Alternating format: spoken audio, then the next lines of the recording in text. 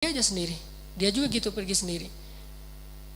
Yauma yafirrul mar'u min akhihi wa ummihi wa abihi wa sahibatihi wa bani likulli imri'in minhum yauma idzin sya'nun yughni. Hari ketika seorang ibu ayah meninggalkan anaknya, ketika istri suami meninggalkan pasangannya, ketika adik kakak meninggalkan saudaranya, ketika sahabat karib meninggalkan sahabatnya, setiap orang sibuk hanya dengan urusannya sendiri-sendiri. Cuman satu orang yang hari itu peduli kepada kita. Bukan ayah kita, bukan ibu kita, bukan istri kita, bukan suami kita, bukan guru kita, bukan sahabat kita, bukan geng SD kita, bukan teman satu grup sama kita, bukan siapapun. Terus siapa? Rasulullah Sallallahu Alaihi Wasallam. Cuman Nabi yang paling sibuk di hari itu. Nyari-nyari kita, terus minta ke Allah, ya Allah selamatkan dia, nyari lagi, ya Allah selamatkan dia, terus saja sepanjang waktu. Jadi Nabi itu orang yang paling berjasa. Jadi walaupun kalaupun beliau pernah menyakiti, ya sudah hak beliau untuk dimaafin. Kecil kesalahan beliau kalau pernah pun menyakiti sahabat dibandingkan dengan jasa yang sangat besar. Dan gak mungkin juga Nabi sengaja menyakiti, pasti gak sengaja. Tapi dalam kondisi kayak gitu Nabi masih minta maaf, bayangin. Seorang Rasul, utusan Allah, kekasih Allah, minta maaf kepada umatnya. Bismillahirrahmanirrahim. Terus siapa? Kita sebagai suami harus merasa ego meminta maaf kepada istri. Apakah kita lebih mulia daripada Rasulullah? Siapa kita sebagai istri merasa ego meminta maaf kepada suami? Apakah kita lebih mulia daripada Rasulullah?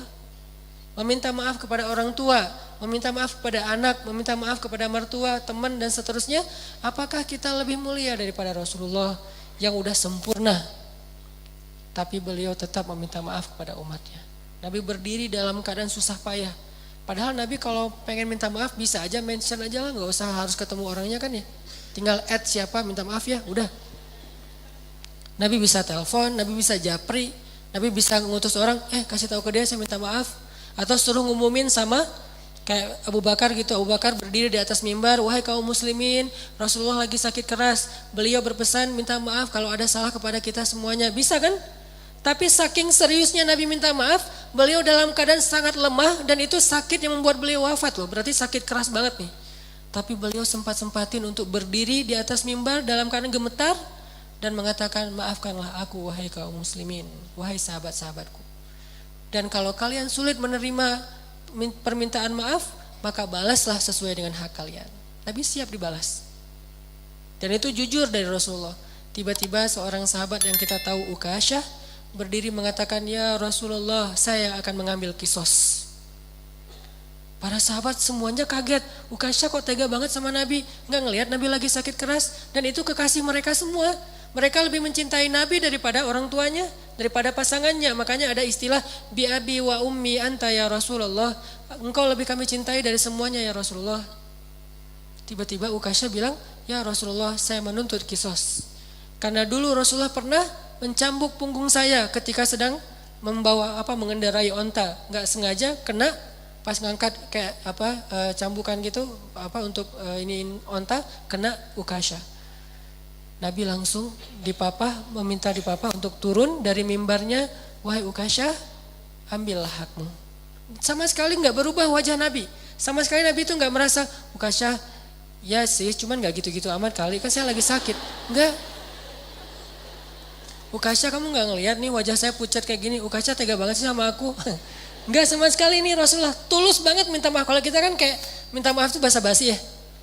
Minta maaf dengan harapan dia juga ngakuin kalau kesalahan dia lebih banyak gitu. Agak-agak kurang tulus sih, modus banget kalau kita. Kalau Rasulullah itu tulus banget. Begitu Ukasyah minta kisos, Rasulullah turun dan Rasulullah bilang, tolong ambilkan cemeti untuk Ukasyah. Diambilkan oleh sahabat. Terus Ukasyah pegang itu, kata Ukasyah, ya Rasulullah, waktu itu saya nggak pakai baju. Nabi pakai baju tebal karena beliau lagi meriang. Kata Ukasyah, waktu itu saya nggak pakai baju. Nabi langsung membuka baju beliau. Nggak pakai baju sama sekali. Kata sahabat, ya Rasulullah, biar saya aja yang ganti engkau. Ya Ukasha, aku aja yang ganti Rasulullah, kalau kamu mau tambahin aja 10 kali lipat, tapi jangan Rasulullah, kami aja yang ganti Rasulullah. Banyak yang jadi relawan pengen gantiin posisi Nabi, Abu Bakar, Umar, semuanya pengen gantiin. Ukasha diam dan Nabi mengatakan, tidak, itu adalah kewajiban aku untuk Ukasha, itu hak Ukasha. Minggir, pada minggir semuanya, nangis sahabat. Melihat Nabi diperlakukan gitu-gitu amat. Seandainya boleh tuh udah digebukin tuh Ukasha. Cuman kan gak boleh, karena itu hak Ukasha ya. Pada sebel semuanya. Pokoknya habis ini kita unfollow semuanya, di blok, gak ada yang boleh ngomong sama Ukasha. Pokoknya Ukasha itu harus dikucilkan. Udah pada sebel semuanya sama Ukasha. Ada yang di sebelahnya, Ukasha apaan sih lo? Kayak gitu-gitulah. Ukasha diem aja. Nabi membuka bajunya, gak pakai baju sama sekali, sehingga kelihatan kulit beliau yang bersih, badan beliau yang mulai kelihatan, beliau lemah banget, sakit. Lalu Ukasha mendekat, Nabi bersiap dan Nabi udah pasrah. Kenapa? Karena Nabi tidak mau zalim kepada siapapun. Langsung dibuang tuh sama Ukasha cemetinya, langsung dipeluk oleh Ukasha, dicium punggungnya Nabi oleh Ukasha. Nabi kaget, Ukasha ada apa? Ukasha ada apa? Sahabat juga kaget, apa-apaan sih ini? Makin kaget gitu. Jangan-jangan kalau zaman sekarang mah ya. Oh ternyata Ukasha melukin Nabi, erat banget dipeluk. Terus kata Ukasha, ya Rasulullah, masalah itu jauh-jauh hari udah saya lupakan. Saya itu mah nggak penting. Kalau Nabi mau cambukin aja lagi saya 1000 kali, nggak masalah buat saya. Saya hanya pengen kali ini karena Nabi bilang pertemuan terakhir, maka untuk terakhir kalinya saya pengen menyentuh kulit Nabi Muhammad SAW. Tapi nggak usah gitu-gitu amat juga ya kali ya kalau bahasa kita mah. Ini agak-agak unik nih caranya nih. Cuman Allah alam ya kondisi waktu itu, jangan menjudge sejarah. Yang jelas Ukasha meluk, terus Nabi mengatakan kulit yang bersentuhan dengan kulitku maka Allah haramkan dari api neraka. Yang lain pada heboh, oh yaudah ikutan, heboh gitu. Sambil meluk, sambil selfie, ada yang pengen update status gitu kalau zaman sekarang. Kan gak lupa ya kemana-mana bawa handphone, sadar kamera banget. Lihat gimana Rasulullah SAW itu serius minta maaf. Padahal salah apa sih Nabi kepada umatnya? Kalaupun ada juga gak sengaja, lagian jasa beliau jauh lebih besar, tapi masih mau minta maaf. Dan minta maafnya itu bukan nunggu sembuh, bukan nunggu sehat. Dalam keadaan sakit keras juga beliau datangin orang untuk minta maaf. Artinya seandainya Ukasha gak ada di situ, Nabi datangin tuh rumah Ukasha minta maaf. Bukan ditelepon, didatangin orangnya. Didatangin orangnya buat apa? Meminta maaf. Apa yang membuat Nabi begitu luar biasa bisa melawan ego beliau? Iman. Obat ego itu adalah iman. Karena beliau yakin semua yang terjadi di dunia ini nanti akan dipertanggungjawabkan nanti di akhirat. Dan di atas pertanggungjawaban itu ada satu hal lagi. Karena meminta maaf itu adalah salah satu ciri hamba yang dicintai Allah Subhanahu wa taala. Allah tuh cinta banget sama hamba yang senang meminta maaf, baik kepada Allah ataupun kepada manusia. Allah senang banget. Makanya ada istilah li'ajlika rabbi. Apa arti li'ajlika rabbi? Jadikan semua yang kita lakukan itu ini untukmu ya Allah. Kalau karena Allah agak-agak mainstream ya, bahasanya agak kurang berasa. Untukmu ya Allah. Jadi kita meminta maaf, kenapa saya harus melawan ego saya minta maaf?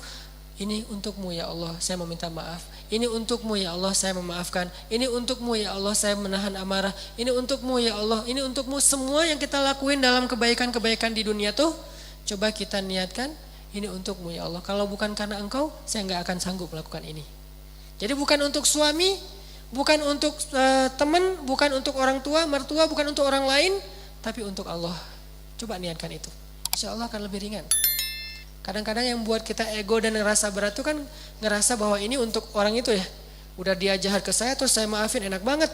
Kalau untuk dia kita ngerasa agak-agak kayak rugi gitu. Tapi kalau untuk Allah, ini untukmu ya Allah. Saya melakukan hal yang berat kayak gini.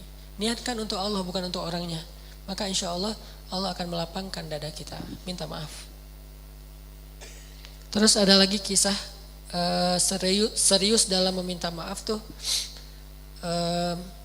Kalau kita baca sejarah sahabat ya teman-teman, Ternyata sahabat Nabi itu sesoleh apapun tetap aja ada cerita clash di antara mereka, baper-baperan, terus ada yang kayak diem-dieman, ada yang putus kontak, ada yang di-reject, berkali-kali telepon di-reject.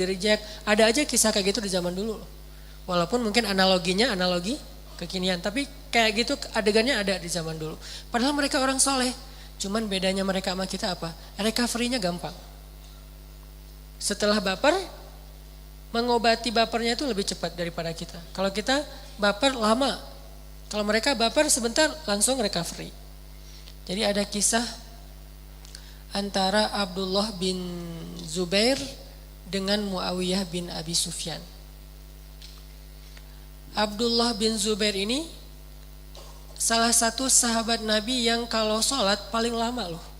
Saking lamanya dia sholat sampai merpati hinggap di atas kepala Abdullah bin Zubair. Jadi kalau dia sholat duha tuh merpati hinggap di atas kepalanya, dikirain itu batu. Saking lamanya berdiri tuh. Merpati kan gak mungkin hinggap di atas kepala kita kalau kita berdirinya baru setengah jam ya. Masih curiga, nih manusia. Enggak, patung, manusia, patung. Masih debat gitu kan di antara merpati teh. Pas udah lama beberapa jam merpati jadi ragu. Kata saya juga dia patung bukan manusia, buktinya dari tadi gak gerak-gerak. Kalau gerak kedip aja, itu dia yakin ini manusia nih. Saking khusyuknya sholat Abdullah bin Zubair sampai seolah-olah gak berkedip. Jadi gak melotot juga sih, karena kalau melotot gak berkedip kan berat ya. Ngelihat ke bawah tapi gak berkedip. Dan lama banget berdirinya sampai merpati tadinya cuman lewat terbang, terus lama-lama hinggap di dekat Abdullah, berdiri ngelirik-ngelirik. Manusia gak sih? Melihat terus lama-lama mendekat gitu, lama-lama iya ya gak gerak-gerak dari tadi, ya udah coba naiklah ke atas kepalanya, tapi langsung terbang lagi, terbang lagi, lama-lama benar-benar gak bergerak, hinggaplah merpati di atas kepala Abdullah bin Zubair. Seolah-olah kata ulama, seandainya mereka bikin sarang di atas kepala itu jadi tuh. Saking solehnya Abdullah bin Zubair, ibadahnya luar biasa. Tapi sesoleh ini baperan juga. Ada kasus dia baper. Masalahnya apa? Jadi Abdullah bin Zubair punya kebun yang berdampingan dengan kebunnya Muawiyah bin Abi Sufyan. Nah, pekerjanya Muawiyah tuh sering salah ngambil buah yang jatuh dari kebun Abdullah. Jatuh ke seberang diambil. Atau pas lagi kayak kan ada batasnya tuh, kurang lebih lah kayak gitu-gitu. Diaduin lah sama pekerjanya Abdullah kepada Abdullah tuh buah-buahan kamu tuh banyak diambil sama pekerjanya Muawiyah, mereka curang, mereka zalim dan seterusnya. Akhirnya Abdullah marah, ngirim surat kepada Muawiyah. Waktu itu Muawiyah jadi gubernur di Syam, jadi gubernur di Suriah. Dikirim surat sama Abdullah. Suratnya isinya marah-marah. Apa kalimatnya? Ya ibna akilatil akbat, wahai anak perempuan yang pernah makan jantung. Menyinggung ibunya Muawiyah. Siapa ibunya Muawiyah? Hindun, yang pernah makan jantung Hamzah dalam perang Uhud. Jadi istilahnya akilatul akbat, perempuan pemakan jantung. Ini penghinaan. Wahai anak perempuan yang pernah makan jantung, pekerja kamu itu zalim. Dia marah-marah, dia ngomel. Muawiyah membaca surat itu menangis, sedih karena ibunya dibawa-bawa, padahal ibunya udah masuk Islam dan udah baik keislamannya. Tapi terpancing dengan kemarahan, Abdullah nyinggung-nyinggung lagi masa jahiliyah ibunya Muawiyah. Wahai anak perempuan yang pernah makan jantung. Muawiyah sedih, dalam sedih itu dia balas suratnya, Bismillahirrahmanirrahim, Assalamualaikum warahmatullahi wabarakatuh. Ya ibna dzatin nitaqain wa ibna hawarir rasul. Dibalas dengan kebaikan oleh Muawiyah. Wahai anak perempuan yang punya dua ikat pinggang. Itu ibunya Abdullah bin Zubair. Siapa ibunya Abdullah bin Zubair?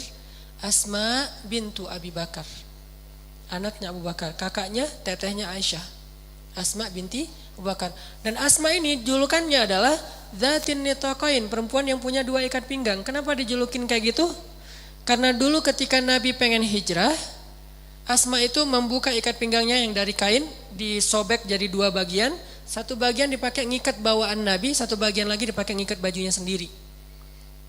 Sehingga sejak saat itu Asma dikenal dengan pujian Dzatin Nitaqain, perempuan yang membuat dua ikat pinggang, bahwa dia berjasa dalam hijrah Nabi. Celaan Abdullah kepada Muawiyah dibalas dengan pujian Muawiyah kepada Abdullah. wahai anak seorang perempuan yang punya 2 ikat pinggang dan anak seorang laki-laki yang dijuluki Hawarin Nabi. Apa arti Hawari? Penolong. Yang menjadikan tubuhnya sebagai tameng buat Nabi, yang pasang badan untuk Nabi. Pujian-pujian untuk ayah dan ibunya Abdullah bin Zubair. Saya minta maaf kalau ada kesalahpahaman dan seterusnya, saya akan ganti rugi. Begitu baca surat dari Muawiyah, Abdullah juga merasa sadar dan menangis. Duh, saya salah ngomong, saya udah zolim, saya udah jahil. Akhirnya Abdullah langsung ngambil ontanya berangkat ke Suriah. Bayangin dari Madinah, hari itu dia terima surat, hari itu juga dia langsung berangkat ke Suriah. Ngapain? Minta maaf. Kan bisa aja balas surat. Kan tadi Japri doang kan? Udah balas aja Japrinya. Kalau DM balas aja DM-nya. Ngapain harus ketemu orangnya? Seserius itu mereka meminta maaf. Jadi minta maaf itu adalah amal yang luar biasa penting. Gak cukup dengan Japri, gak cukup dengan ngirim surat, gak cukup dengan ngirim utusan, gak cukup dengan sekedar telepon. Datengin orangnya. Langsung bayangin Madinah dengan Suriah itu dulu jaraknya bisa beberapa hari perjalanan. Sekedar minta maaf satu kasus doang. Jalan sendiri. Dan itu gak pakai rombongan, sendiri langsung pergi ke sana. Sampai di Suriah mencari Muawiyah dan langsung Abdullah mengatakan, ya Muawiyah, saya sudah zalim dengan kata-kata saya, maafkanlah saya, maafkanlah saya. Kenapa dia begitu serius meminta maaf? Karena dia yakin, faman ya'mal mithqala dzarratin khairan yarah wa man ya'mal mithqala dzarratin syarran yarah. Ucapan nanti akan dipertanggungjawabkan di akhirat. Iman mengalahkan ego. Makanya dia datengin Muawiyah, dia minta maaf pada Muawiyah. Udah cukup segitu, datang dari jarak jauh? Belum. Ditambah lagi dengan apa teman-teman? Abdullah mengatakan, sebagai bentuk keseriusan saya meminta maaf, wahai Muawiyah, saya hadiahkan seluruh kebun saya itu untuk kamu. Ini seriusnya minta maaf. Gak cukup dengan dia datangi dari jauh, malah dia tambahin lagi dengan bentuk hadiah 1 kebun kurma yang sangat luas. Ini namanya orang yang beriman. Jadi salah satu ciri orang yang beriman itu bisa ngelawan egonya dalam hal yang paling berat, karena dia yakin gimana pun beratnya memaafkan, lebih berat nanti pertanggungjawabannya di akhirat. Jadi lebih mending saya beresin di dunia deh daripada nanti diberesin di sidang Allah di akhirat, lebih berat lagi. Walaupun berat nih, tapi ada yang lebih berat. Lebih berat nanti kita bermasalah di hadapan Allah itu lebih berat daripada kita bermasalah di dunia. Itu iman yang mengobati rasa ego dalam hati mereka. Itu yang pertama. Yang kedua, ego untuk memaafkan. Kalau yang pertama ego meminta maaf, ini aja berat. Yang kedua lebih berat lagi nih, ego memaafkan. Cuman insya Allah kalau orang yang datang meminta maaf itu kayak Nabi, siapa yang gak akan memaafkan? Kalau yang datang meminta maaf itu kayak Abdullah, sampai ngehadiahin 1 kebun, siapa sih yang sulit untuk memaafkan ya?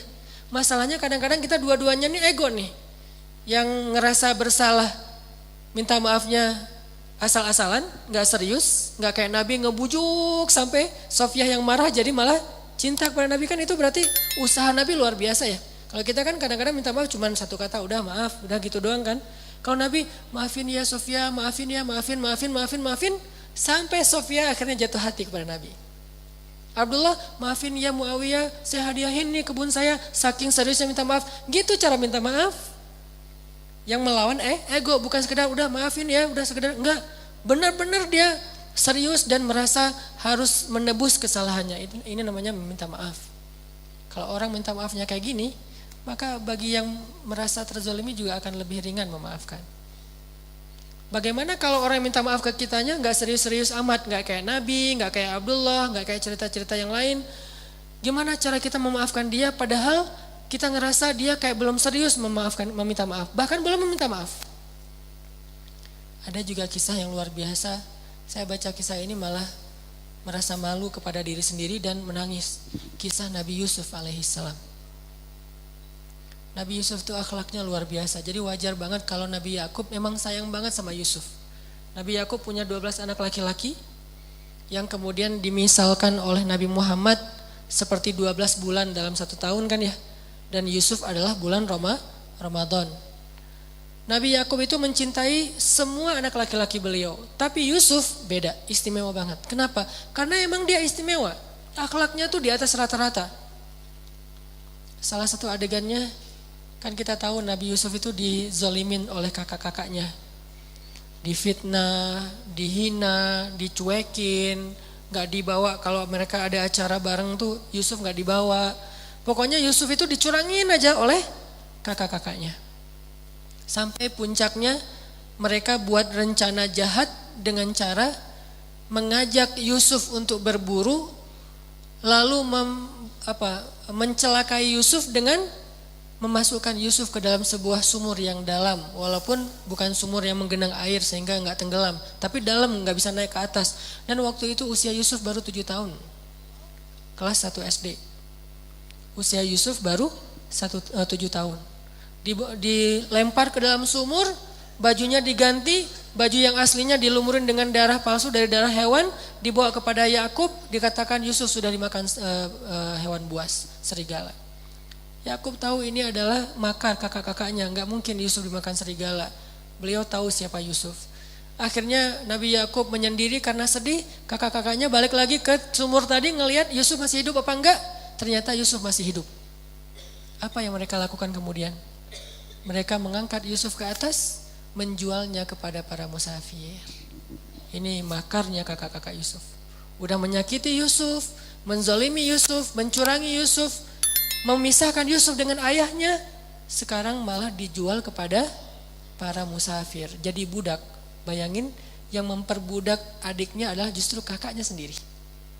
10 orang kakaknya, mereka sepakat, ya udah daripada nanti Yusuf bisa naik lagi ke atas ketemu dengan ayah, ketahuan kalau kita bohong, mending kita usir aja Yusuf sejauh-jauh mungkin. Gimana caranya? Kita jual aja kepada para karavan dagang yang lewat. Lewat sekelompok karavan dagang, Yusuf diikat, kemudian mereka bilang, ini ada budak, harganya bagus nih.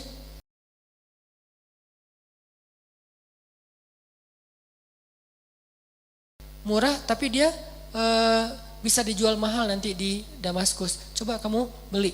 Akhirnya orang kaya yang berdagang itu membeli Yusuf dengan harga yang sangat murah. Ketika dibeli, mau dibawa, kakak-kakaknya diam aja, melepaskan adiknya, kayak garing gitu. Ekspresi wajahnya tuh kayak flat banget, gak ada rasa kasihan, sedih, gak ada sama sekali, gak ada kasih sayangnya. Benar-benar gak ada kasih sayangnya. Yang muncul adalah rasa dengki yang luar biasa di dalam hati mereka. Yusuf dijual kepada orang lain, adiknya sendiri. Akhirnya Yusuf sebelum dibawa oleh para pedagang yang udah membeli dia, Yusuf bilang, Tuan, kepada pedagang yang paling kaya, bolehkah saya pamitan dulu dengan orang-orang yang udah menjual saya? Dia nggak mau bilang mereka kakaknya. Kenapa? Takutnya nanti orang jadi tahu kejahatan mereka. Masih menjaga aib mereka. Kalau bilang itu kakak-kakak saya, mereka akan mempertanyakan, kenapa kakak menjual adiknya sendiri? Kok jahat banget sih kakak ini? Akhirnya nggak jadi dijual, nggak jadi beli kan? Nggak tega kepada anak ini. Tapi dia bilang, bolehkah saya pamit kepada orang-orang itu yang sudah menjual saya kepada Tuan? Kata tuannya ini, boleh, jangan lama-lama. Ya udah, datanglah Yusuf memeluk kakaknya erat satu persatu. Apa kata Yusuf? Hafizakumullah wa in dayya'tumuni. Semoga Allah menjaga kalian